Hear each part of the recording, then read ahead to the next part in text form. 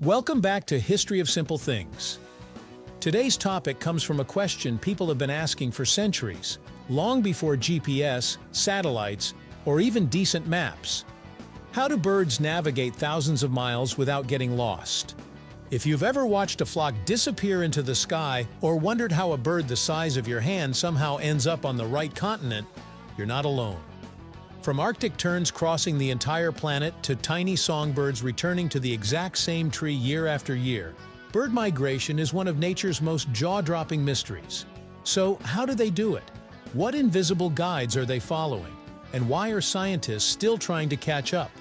Stick around as we uncover the remarkable science behind bird navigation, right here on History of Simple Things.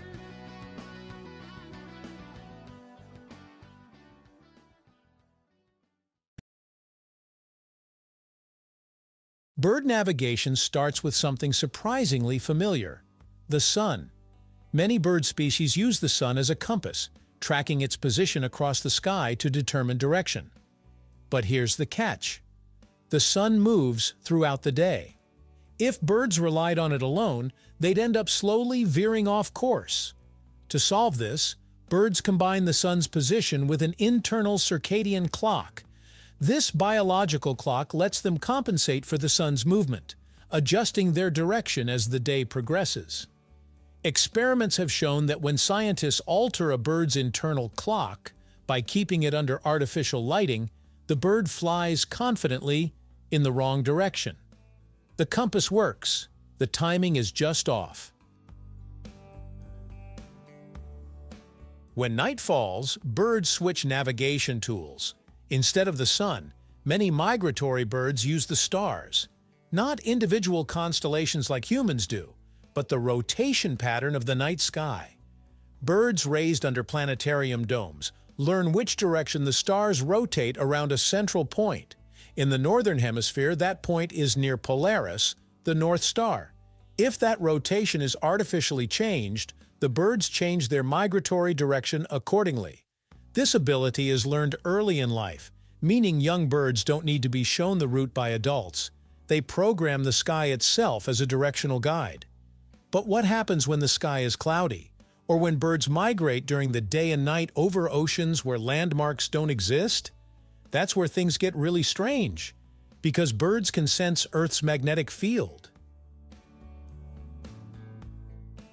This discovery completely changed how we understand animal navigation.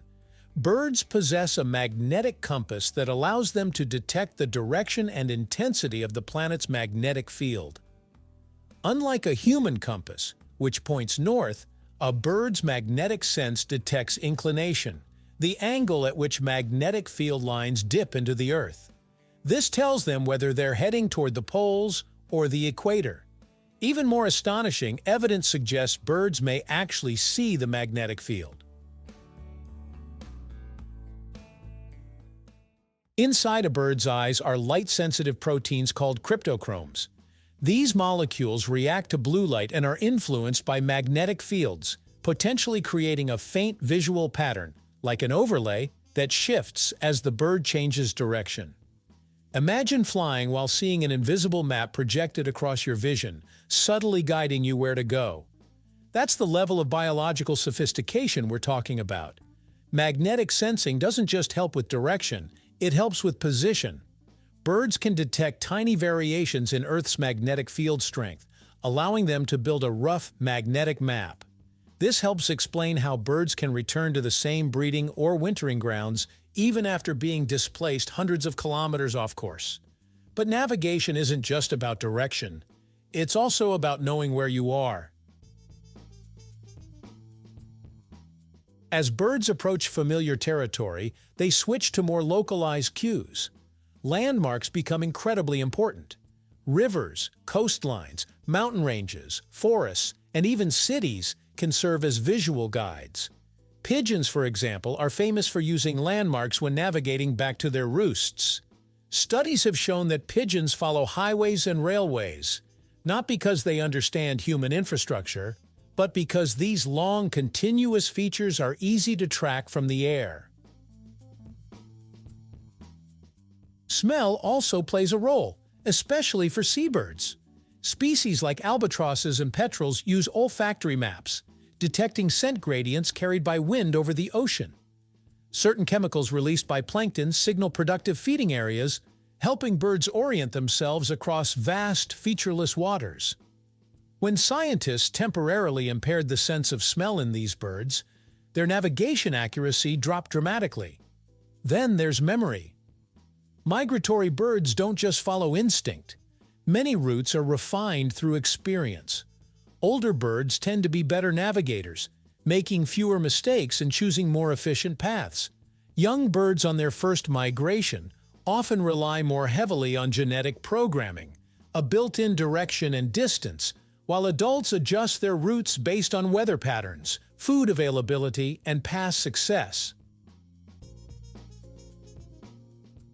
Navigation is also deeply tied to energy management. Birds don't just fly straight lines. They choose routes that balance distance, wind patterns, and food availability. Many species follow coastlines or mountain ranges not because they're shorter, but because they offer rising air currents called thermals. These allow birds to soar with minimal effort, conserving energy for journeys that may last weeks. Despite all this precision, bird navigation isn't perfect.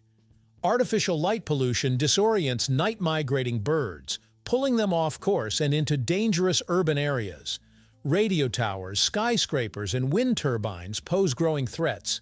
Changes in Earth's magnetic field, climate-driven shifts in food availability, and habitat loss all interfere with navigation systems that evolved over millions of years.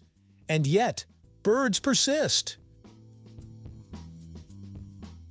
What makes bird navigation so remarkable isn't just that it works, it's that it works using multiple overlapping systems. If one fails, another takes over. Sun, stars, magnetism, smell, landmarks, memory, each tool adds a layer of redundancy. It's not a single compass, but an entire navigation network built into a brain smaller than a walnut. Even today, scientists are still uncovering how these systems interact. We understand the pieces, but not always how they fit together in real-time flight decisions.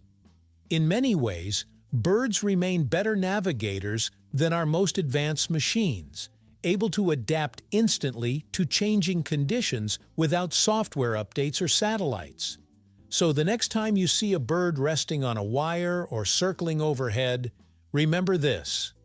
That small, fragile-looking creature may have traveled farther than most humans ever will. Thank you for watching. If you have suggestions for our next video, feel free to share them in the comments below. We'll be sure to give you an acknowledgement for your contribution. Thank you for joining us on this journey through the history of simple things. Don't forget to like, subscribe, and stay tuned for more stories woven through the smallest details.